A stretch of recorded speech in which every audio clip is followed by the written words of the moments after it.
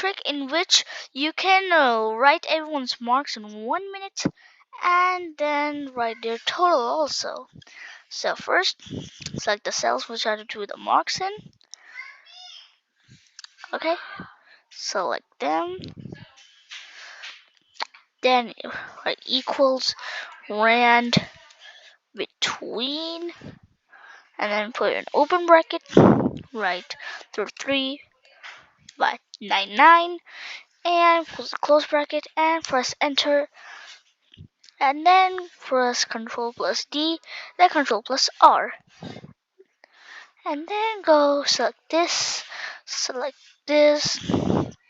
First, I have to write equals to. Select this plus this plus this plus this plus and this plus, and press enter. Then click on yes, and you got it. 300. And then select this, and then press it down. Then select this over here. Then go to the home page and select this. Go to custom. Go down. Select this HMM. Click on OK. Click on Ctrl+C, and you got it.